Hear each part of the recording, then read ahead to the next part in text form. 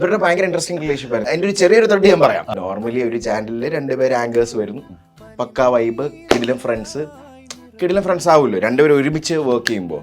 അപ്പൊ അങ്ങനെ ഭയങ്കര മച്ചൻ റൈറ്റ്, അത് നല്ല രീതിയിൽ. എന്നിട്ട് ഒരു പോയിന്റ് ഓഫ് ടൈമിൽ തോന്നി ഇത്ര നല്ല മച്ചനല്ലേ, എന്നാ പിന്നെ why can't I take him to life, right.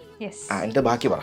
അങ്ങനെ ഒരു ഇൻട്രസ്റ്റ് ഉണ്ട് എന്നുള്ളത് അപ്പോൾ നമുക്ക് നോക്കി നോക്കാം എന്ന് ഡിസൈഡ് ചെയ്തു. അല്ലാണ്ട് നമ്മൾ ഇങ്ങനെ ഐ ലവ് യു എന്നൊക്കെ പറഞ്ഞ അങ്ങനെയൊന്നും പറഞ്ഞിട്ടൊന്നുമില്ല. അതിന്റെ കാരണം നിങ്ങൾ മറ്റേ അതെ, തമ്മിൽ നന്നായിട്ട് അറിയായിരുന്നു. അതെ, അങ്ങോട്ടും ഇങ്ങോട്ടും ഫുള്ളി അറിയായിരുന്നു, എല്ലാ കാര്യങ്ങളും അറിയായിരുന്നു. അപ്പോൾ അത് അത്രയും അണ്ടർസ്റ്റാൻഡ് ചെയ്യുന്ന ആൾക്കാർ തമ്മിൽ റിലേഷൻഷിപ്പ് ആകുമ്പോൾ അത് ഈസിയർ ആയിരിക്കും.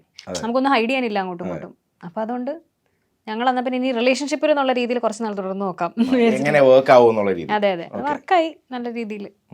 പിന്നെ കല്യാണമായി സന്തോഷമായിട്ട് ജീവിക്കുന്നു. അത് വ്ളോഗ് ചെയ്ത് തുടങ്ങിയതിന് ശേഷമാണ് ഞങ്ങൾ റിലേഷൻഷിപ്പ് ആവുന്നത്. ചാനലൊക്കെ സ്റ്റാർട്ട് ചെയ്തു. ആദ്യം ആരാ ആക്ച്വലി ഇങ്ങനെ സജഷൻ ചോദിച്ചത് ഒരുമിച്ച് മൈൻഡിലുണ്ടെങ്കിലും? വിമലാണ്.